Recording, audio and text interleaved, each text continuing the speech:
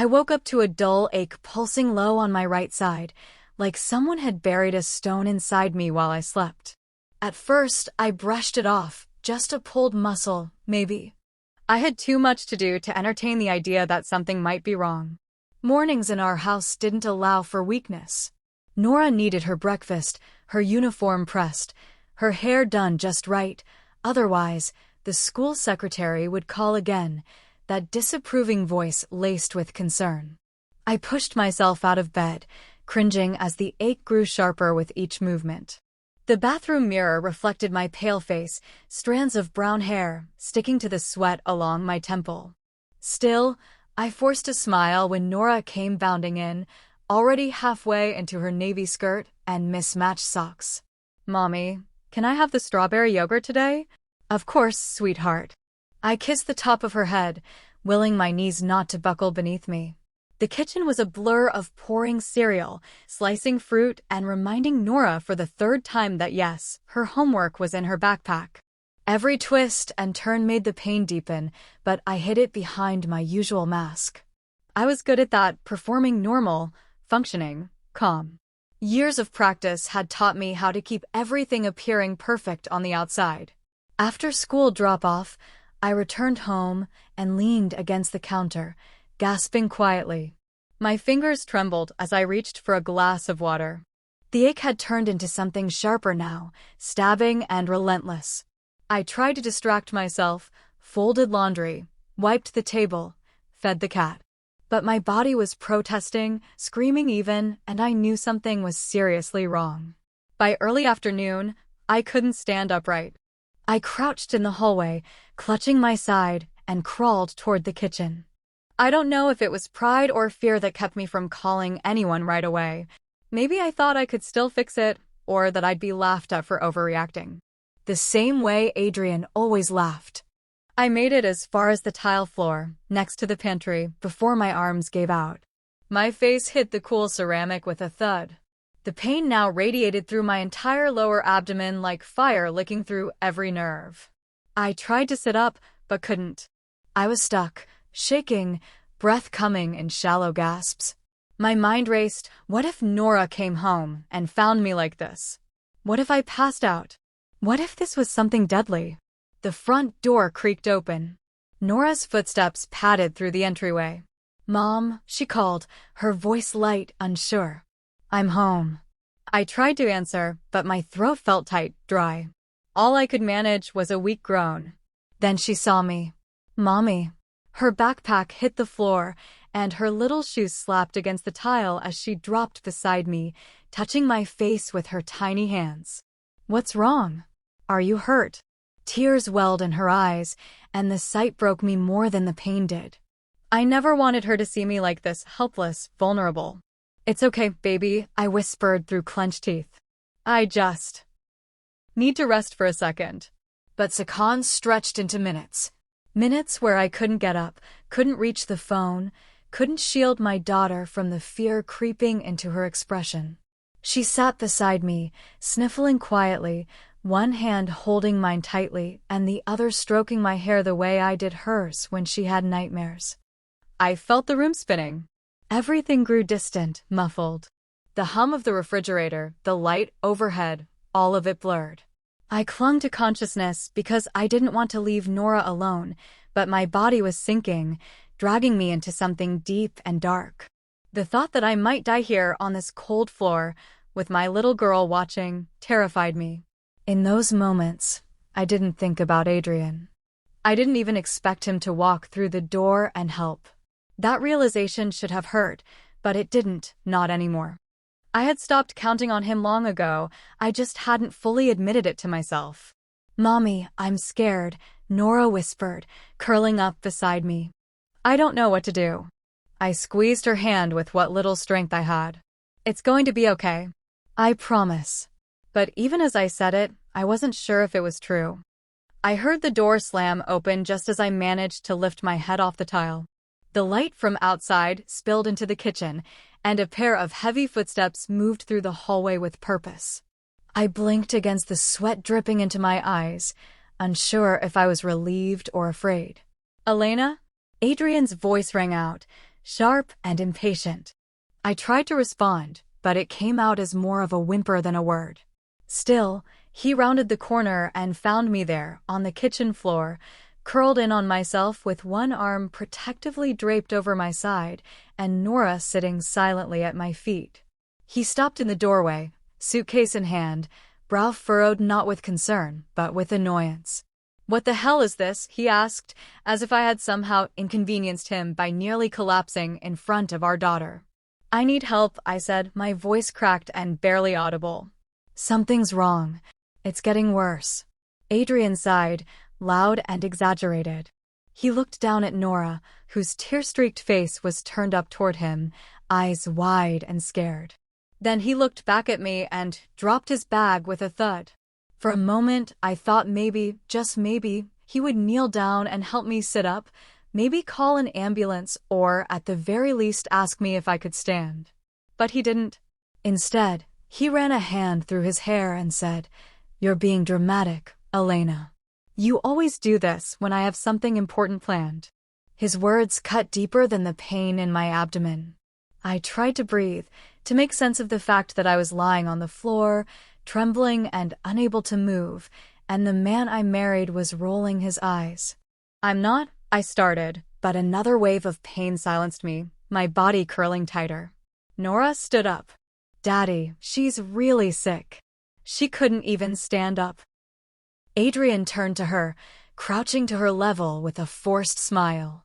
"Sweetheart, Mommy's just tired. She'll feel better if she rests a little. She always says rest fixes everything, remember?" Nora looked confused, her bottom lip trembling. But she couldn't even talk. I was scared. "Well, she's talking now," Adrien said, rising back to his full height, grabbing his suitcase again. "I'm late to meet Talia. We have a long drive." "You're leaving?" I croaked. "You're seriously leaving right now?" He didn't even blink. "I told you about this trip weeks ago. Talia needs help settling Mom's estate, and I promised I'd be there." "I can't move, Adrien," I said, the words coming slower now. "I need to go to the hospital. This isn't just nothing." He shook his head. "You always think everything's a crisis. You'll be fine. Drink some water. Rest a bit. I'll be back Sunday." I wanted to scream at him, to ask what kind of husband walks out on his wife during a medical emergency. But I couldn't even sit up, let alone argue. And deep down, part of me wasn't even surprised. This wasn't the first time he had left me in pain. Not physically like this, no, but emotionally, countless times. This just happened to be the first time it was visible. Unavoidable. Raw. He turned and walked toward the door like nothing was wrong, like he hadn't just dismissed me in front of our child. Nora followed him, tugging at his jacket. "Daddy, don't go. Please. Mommy needs you." "I'll call to check in, okay?" he said, kissing the top of her head. "Be a good girl." The door closed behind him with a final click, a sound that echoed in my chest far louder than it should have. Nora stood frozen for a few seconds before she shuffled back over to me and sat beside me on the floor, her eyes downcast. I wanted to protect her from all of this, from knowing what it felt like to be abandoned. But how could I protect her when I couldn't even get off the damn ground? "Nora," I said slowly, "can you bring me the phone?" She nodded and got up without a word, disappearing into the hallway. Alone in that brief moment, I felt the full weight of it. Not just the physical pain, which was now screaming inside me, but the emotional crack that split deeper than I'd realized. Adrien had looked right at me and decided I wasn't worth delaying his plans. Not even to make sure I lived. Nora returned with the phone in both hands, and I blinked away tears as I took it. "Who are you calling?" she asked. I hesitated for just a breath, then said, "Uncle Damian. He'll come." And unlike her father, I knew Damian actually would. I clutched the phone in one hand, using the other to brace myself against the cool floor. My fingers trembled as I scrolled to Damian's contact. I didn't want him to hear the weakness in my voice, didn't want to burden him. But I had no choice now. Adrien had made sure of that. The call rang once before he picked up. "Elena? What's wrong?" His voice was immediate, urgent. I tried to steady myself. Damian, I need help. I'm on the kitchen floor. I can't move. It's bad. I think it's my appendix.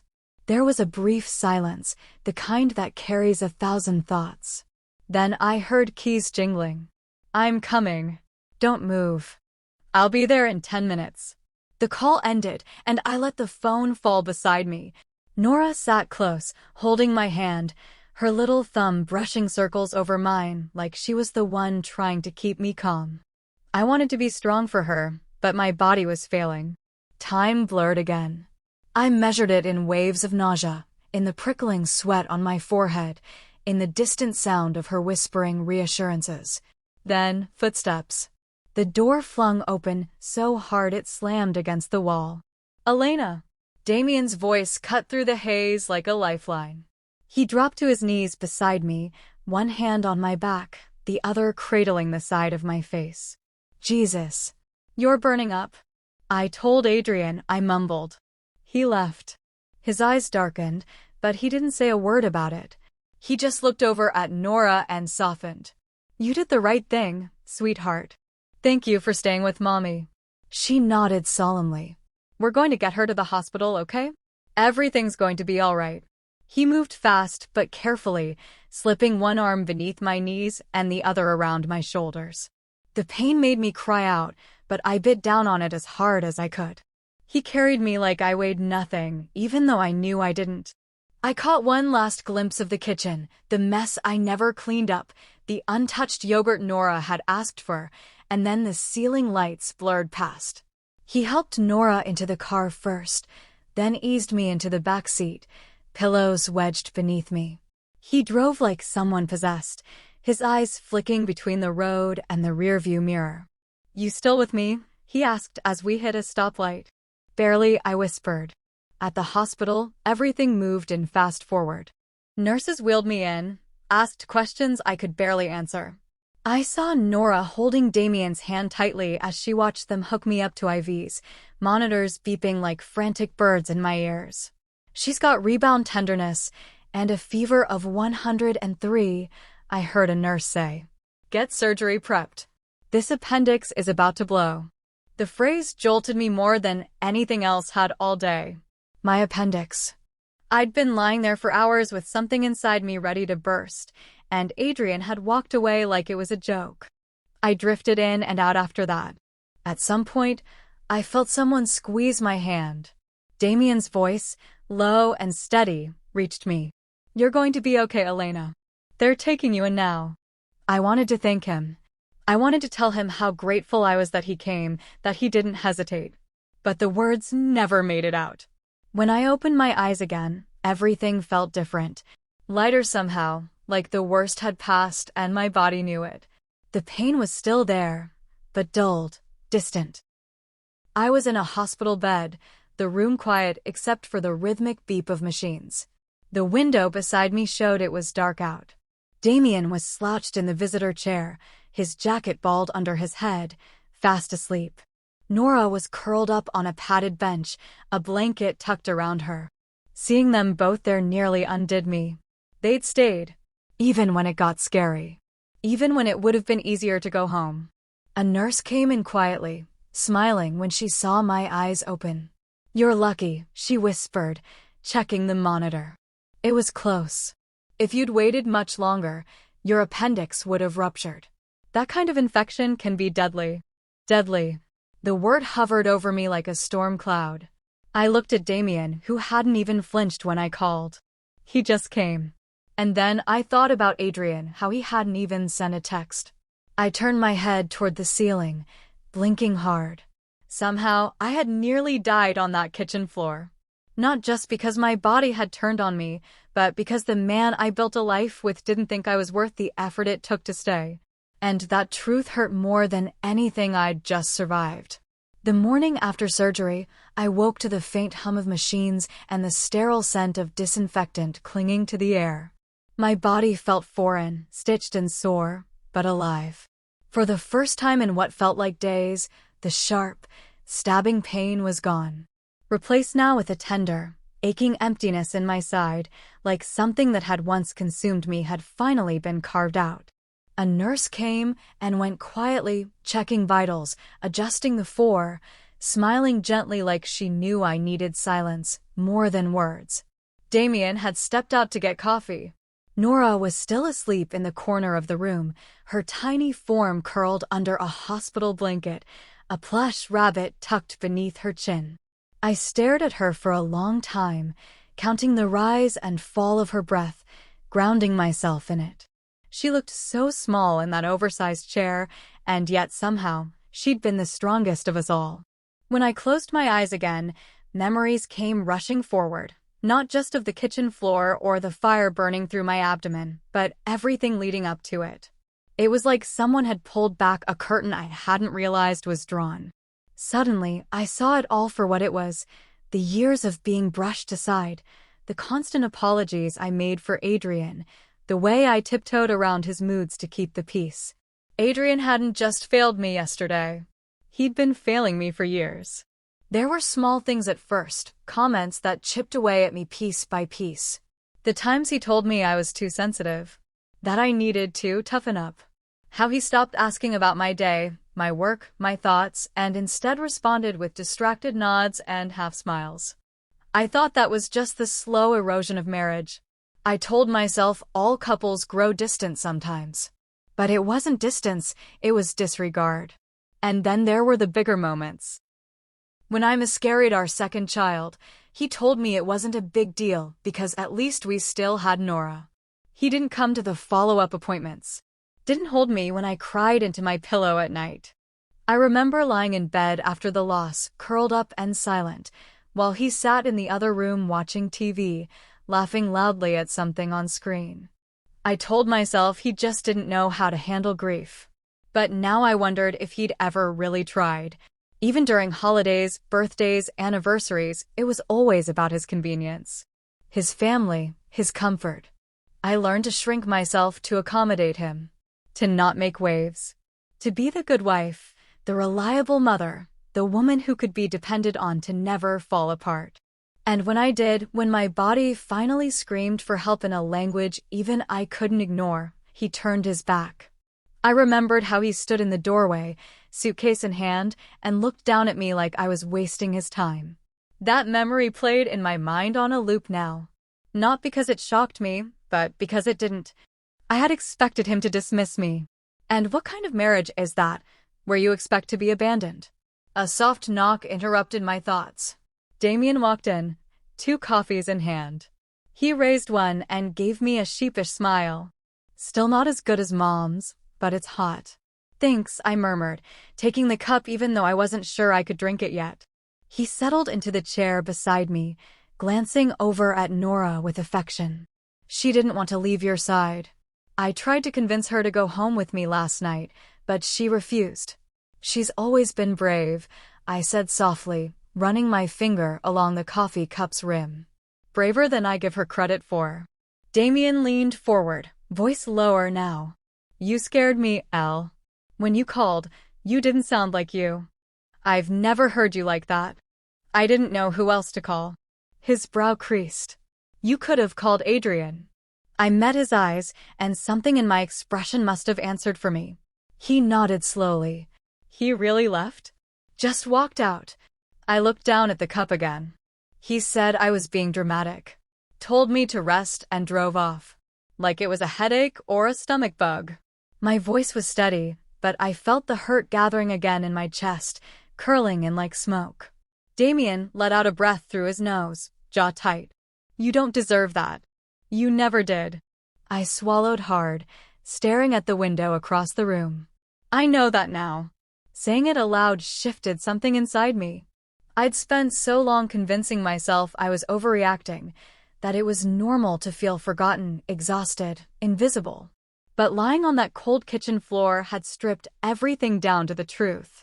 And the truth was this: love doesn't look away when you're in pain.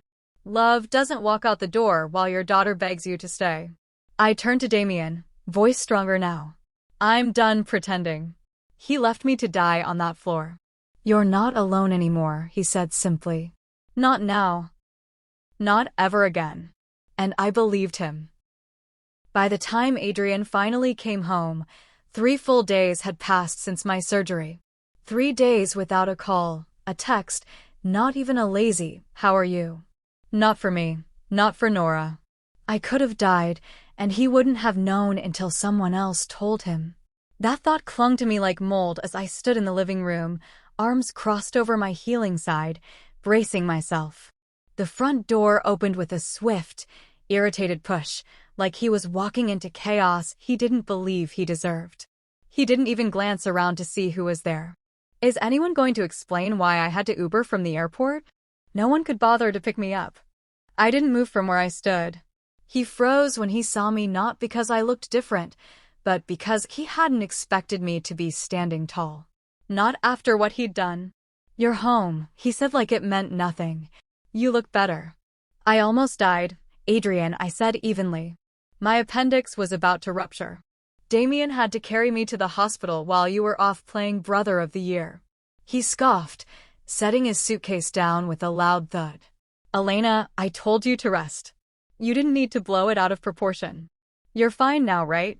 That's when Damian stepped out from the kitchen, arms folded, his face set in the kind of quiet fury I'd only seen once, when our father left our mother.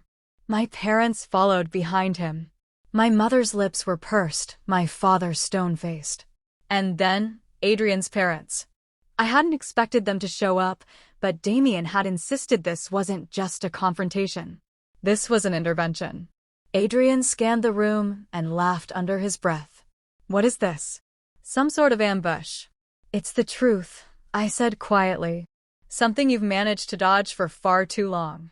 He rolled his eyes and walked toward the center of the room like he owned it, like the air itself bent to his presence. "So what?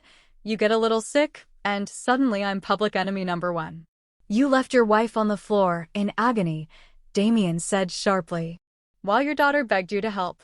That's not being a little sick, Adrien. That's abandonment." Adrien waved a dismissive hand. "I didn't know it was that serious. Elena always makes everything dramatic. I've lived with it for years."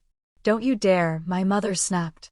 Her voice rarely raised, but when it did, the room stilled.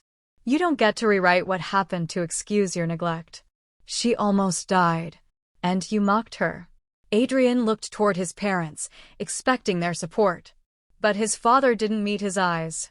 His mother, usually full of excuses and smooth deflections, looked genuinely horrified. "I didn't know it was that bad," she said softly. "You didn't even call to check on her, Adrien?" "Because I knew she'd be fine," he shouted, losing the calm facade he wore like armor. "She always survives. You all act like I committed murder.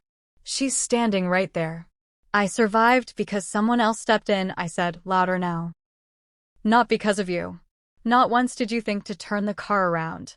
Not once did you check if I was okay. And Nora saw all of it." At her name, he stilled. He knew that was the one thing he couldn't deflect. "She's fine. She's a kid. She'll forget." "No," I said coldly. "She won't." She sat beside me on the floor while I could barely breathe. "She called Damian because you wouldn't help. And you left her with that memory." For a moment, silence. Then Adrien laughed, sharp, bitter. "This is unbelievable. I come home from a long trip, and I'm being judged by a room full of people who think they know our marriage." Damian stepped closer. "We know enough. We know she's been walking on eggshells for years. She stopped talking about herself around you. Stopped laughing. We noticed, Adrien. We just didn't realize how bad it had gotten." "I did," I whispered. "I just didn't want to believe it." Adrien turned to me again. "So what, you want a divorce now? You going to tear apart the family over some appendix?" I shook my head slowly. "No. Over everything. Over every moment you ignored me. Every time you made me feel like I was too much or not enough. This, what happened, was just the moment I stopped lying to myself." He looked at each person in the room, waiting for someone to come to his side. But no one did. Not even his parents. With a bitter smirk, he picked up his suitcase. "You want me to leave? Fine. Enjoy your pity party." And with that, he walked out the door. Only this time, I didn't watch him go with sadness or fear. I watched him go with clarity. The first thing I did after the door slammed behind Adrien was breathe, not a shallow, survival breath like the ones I'd taken all week, but a deep, steady one that filled my lungs and reached down into the quietest parts of me. For once, I didn't have to brace for his return. I didn't have to analyze his tone, tiptoe around his moods, or wonder which version of him I'd get that day. The silence he left behind wasn't cold, it was peaceful. That night, I tucked Nora into bed and sat beside her for longer than usual, brushing the strands of hair from her forehead. She looked up at me, eyes wide, her voice hushed like we were sharing a secret. "Is Daddy coming back?" I swallowed hard. "Not right now, sweetheart." "Because of the yelling?" "No," I said softly. "Because sometimes, when someone keeps hurting people they're supposed to love, it's okay to ask them to leave. Even if you love them. Especially then." She looked thoughtful, then rolled over to hug her rabbit close. "You were crying a lot before. You don't cry now." And she was right. I'd spent so much time quietly falling apart that she had started thinking of sadness as normal. But this time was different. I wasn't crying, I was choosing. The next morning, I called a lawyer. It didn't feel dramatic or impulsive. It felt like finally stepping onto solid ground. I explained what I wanted. Divorce, primary custody of Nora, and to keep our home. The lawyer listened, asked thoughtful questions, and never once implied I should reconsider. That alone made me want to cry. When Adrien found out, he sent a single text. "You won't survive without me. But go ahead. Good luck." I stared at the screen, my fingers tightening around the phone. That was it. No remorse, no apology, just a smug declaration that he believed I was too weak to stand on my own. For years, he had planted that fear in me like a seed, watering it with his indifference, letting it grow roots deep into my confidence. But now I saw it clearly. His power only worked when I believed him. I typed back. I already survived the worst part, being invisible in my own marriage. Then I blocked his number. That night, I started sorting through closets. Nora was asleep, the house quiet, and it felt like shedding a second skin. Old sweaters I wore because he liked them. Shoes I never found comfortable but wore for his events. Things I kept to avoid his criticism, gone. I cleared the dresser drawers he used and boxed up his remaining things. I didn't cry. I didn't pause. I made room for myself. The next day, Damian stopped by with groceries and a big, ridiculous grin. "You did it," he said, holding up a bag of chocolate croissants like they were medals of honor. "Officially filed?" "Filed, blocked, and boxing up his leftovers," I said, smiling faintly. He raised a brow. "You okay?" I nodded. "I'm tired. But yeah, I'm okay. For the first time in a long time." We sat at the kitchen table, sipping coffee and eating warm pastries, and the silence between us was easy. Not the strained, fearful silence I'd grown used to, but the kind that made space for breathing, for healing. That weekend, I took Nora to the park. We laughed more than we had in months. I pushed her on the swings until my arms ached, and we lay on a picnic blanket watching clouds form animals. She drew a picture of us, just the two of us, holding hands, and asked if we could hang it in the hallway. I said yes, without hesitation. I started reclaiming things, quietly and slowly. I applied for a part-time job at a local nonprofit. I began writing again, just little thoughts, morning reflections, things that felt like mine. I opened the windows more, lit candles, rearranged furniture. Even the house felt lighter. The truth is, it wasn't just Adrien I was divorcing. I was divorcing the version of myself who thought endurance was love. The woman who thought being needed was the same as being valued. The one who confused silence for peace and survival for happiness. Choosing myself didn't feel selfish. It felt necessary. Like putting on an oxygen mask after years of gasping for air. I still had moments of fear.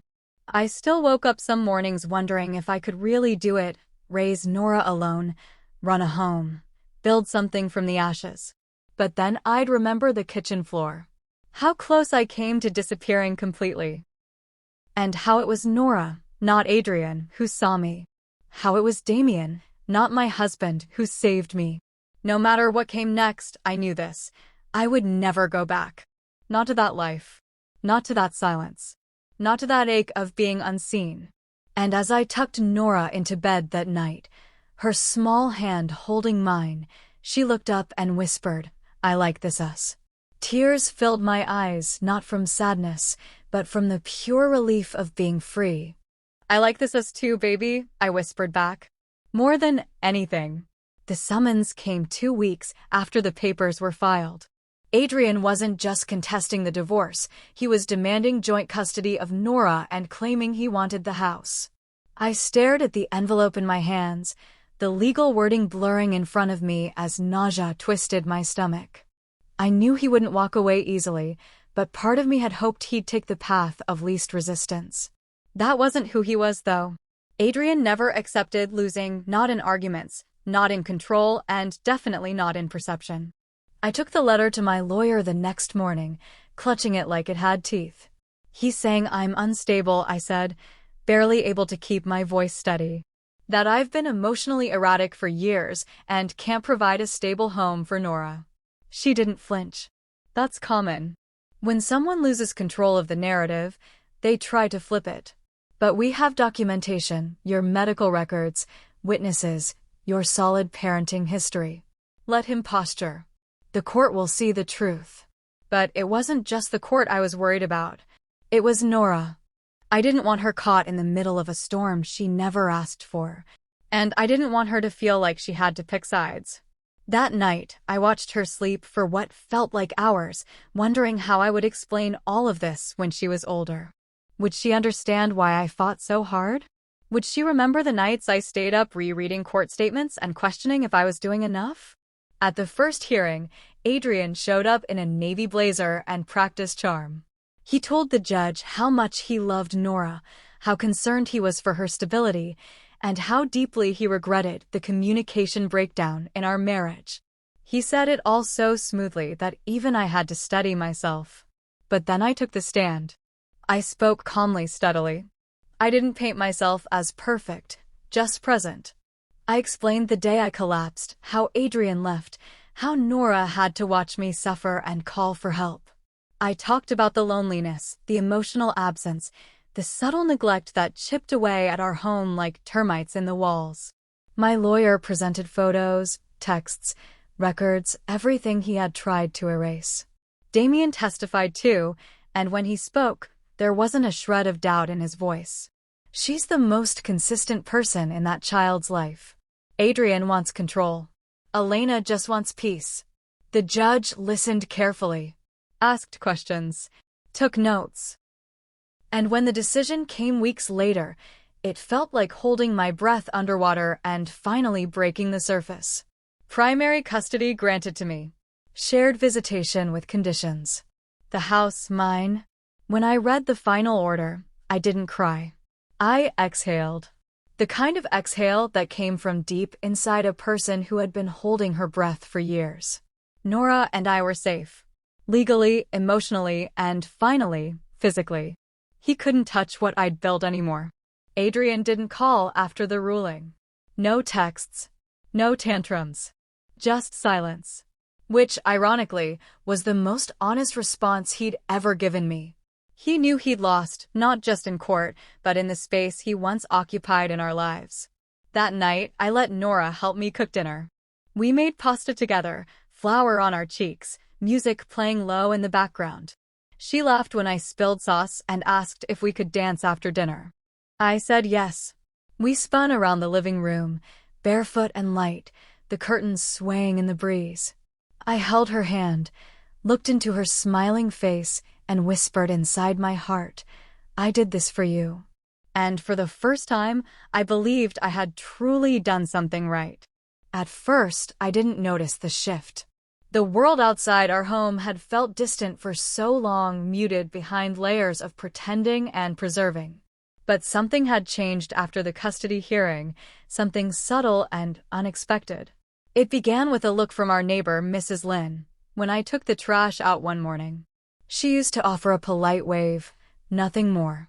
But that day, she walked across her lawn to hand me a plate of warm scallion pancakes. "I heard about the ruling," she said softly, her eyes gentle. "Good for you." I blinked.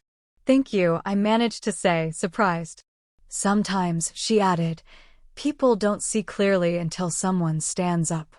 "I'm glad you did." That was the beginning. Over the next few days, more messages trickled in, text threads from other mothers at Nora's school, emails from former colleagues I hadn't heard from in months, even a handwritten note slipped into our mailbox from someone I barely knew. Not pity, not gossip, just support, recognition. It stunned me how many had been watching from the sidelines, silently hoping I'd find the strength to break away. I realized how loud silence could be when people had wanted to say something but hadn't known how. Word traveled fast in our community, especially about Adrien. The charming husband. The composed professional. The man who used to win people with a laugh and a handshake. But the mask was cracking and people were beginning to see what lay beneath it. Talia, his sister, had been uncharacteristically quiet since Adrien left. I hadn't expected her loyalty to shift. She and Adrien had always been close, almost inseparable. But one afternoon, I found her waiting outside Nora's school. She looked tired, not in the way that sleep could fix, but in the way someone looks after months of quiet reckoning. "I owe you an apology," she said as I approached. "I knew he wasn't treating you right. I just didn't want to get in the middle." I studied her face, saw the weight she carried, and nodded. "You're here now." I distanced myself after what he said about you in court. I couldn't believe the things he accused you of. "He's good at rewriting stories," I said, voice calm. "Well, I believe yours now." We didn't need to say much else. That was enough. Meanwhile, life at home was beginning to bloom again. Nora was thriving, lighter, freer. Her teachers told me she laughed more in class, that she'd started drawing again during art. Her drawings had shifted too, less dark colors, more animals, flowers, people holding hands. She even drew one of our new movie night routine, complete with popcorn and her stuffed rabbit wearing tiny sunglasses. I had started working part-time at a local women's shelter, doing administrative work and eventually helping with workshops. It wasn't just a job, it felt like a calling. Helping women who were where I had once been gave me purpose. Each name, each story reminded me why I'd fought so hard to reclaim my voice. The director, Maria, took me under her wing almost immediately. "You've got a calm presence," she said. "Women here need that. Someone who doesn't talk down to them. Someone who knows what it's like." Sometimes after the sessions, I'd sit in the break room and listen. I didn't always offer advice. Most of the time, I just listened. That felt like enough. Healing didn't always need loud declarations. Sometimes, it just needed space to breathe. As Adrien's charm began to falter in public, so did his grip on perception. A few people began to speak up, colleagues who admitted they'd noticed his temper but hadn't said anything, mutual friends who told me they'd stopped inviting us to gatherings because they didn't like the way he spoke to me. Each revelation felt like peeling back layers of gaslight I'd lived under for years. And through it all, I didn't feel vindictive, I felt free. He was losing the narrative, but I wasn't chasing after justice anymore. I was simply living. Peacefully. Quietly. Authentically. I redecorated the living room one weekend with Nora, bought throw pillows in colors I liked, hung artwork that made me feel something. We painted one wall a soft sea glass green. I watched her laugh as she smeared paint on her cheek, and I didn't once worry about someone judging the mess. It was our mess. Our joy. One evening, as we sat outside with cups of hot cocoa, Nora looked up at the sky and said, "I think our house feels happier now." I turned to her. "You think so?" She nodded, slurping from her cup. "It's like everything can breathe again." She was right. Even the house had begun to exhale.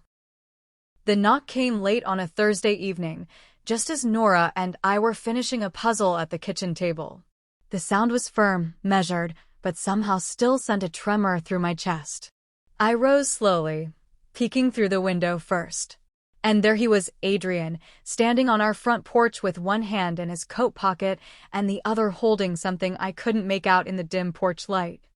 I opened the door just enough to block most of the view inside. "Elena," he said with a sigh that sounded like an act, like he'd rehearsed it in the car. I didn't reply. I just waited. He held up the thing in his hand, a worn photo of the three of us from Nora's second birthday. I remembered the moment vividly.